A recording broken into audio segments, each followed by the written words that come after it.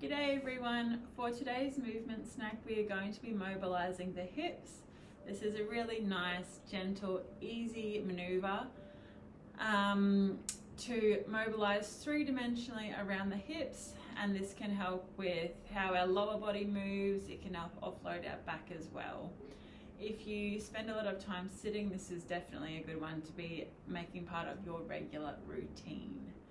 Now, for this stretching sequence, I'm going to be just sitting straight on the floor, but you are also welcome to sit on a couple of cushions or a low step or some books or pillows if it's new to you to be fully on the ground. So we're going to start just with our hands resting behind us and our feet a little bit wider than hip width apart. You're going to rock your knees one way and back the other. So we're just starting here, and we're going to gradually increase the range that we're working into.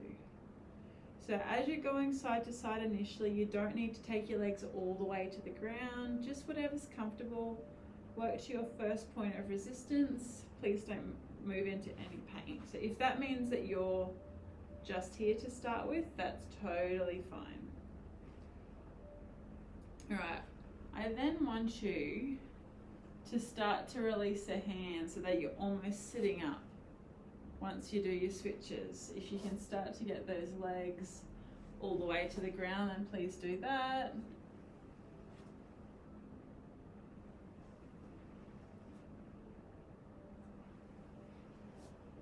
That's it. Let's do a couple more. Go at your own pace. If that means it's much slower than mine, by all means do that. I've been doing these moves for years, so there's not much resistance from my perspective. All right, and then I want you to, if you can, start to do your switches without using your hands.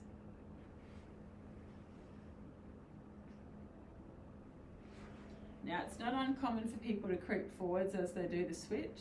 So as you're about to switch to the other side, so this is my right leg here, I'm going to send my right glute back and then switch. And I'm going to send my left glute back and then switch. So by actively pushing the bum back, I'm preventing myself from scooting forwards. If you scoot forwards, it doesn't matter, but by having that little bit of control in my glutes, I'm also activating some of the stabilizing muscles. All right. Once you're over onto the side, if you need a hand to hold yourself up for now, that's totally fine. We're going to add on a couple of leans. So leaning, I like to put both my hands on either side of my knee and then lean forward over my knee.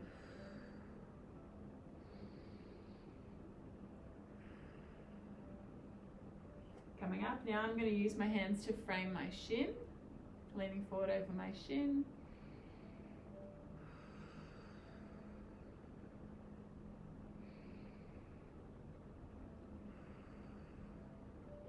Sitting up, using my hands to frame my foot, leaning forward over my foot.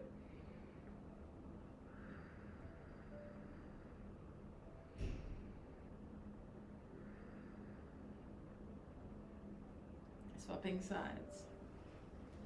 Hands to frame the knee.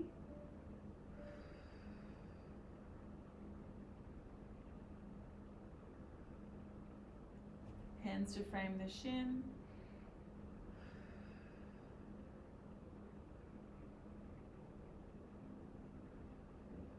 And hands to frame the foot.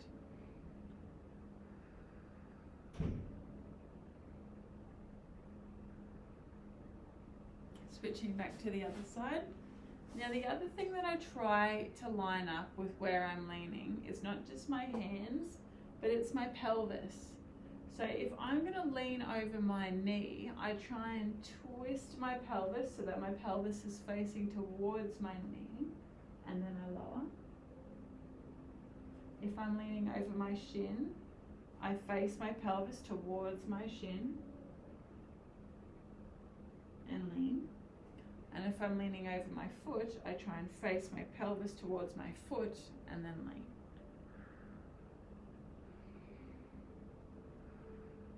Same for the other side.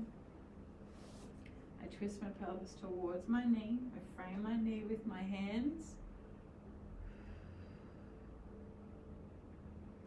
I twist my pelvis towards my shin. I frame my shin with my hands. And I twist my pelvis towards my foot. That one's a little bit stiffer. And then I'm going to lean over.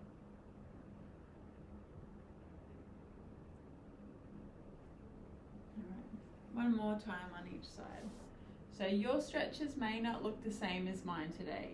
The range that you're getting may not be as far. And that's totally okay. We all start at different points. I certainly wasn't doing this. I certainly didn't have this much hip mobility 8 years ago as what I do today. So keep at it, and you too will notice big improvements in your mobility and your function. And also your ability to get on and off the floor will increase with repeated exposure. So hang in there.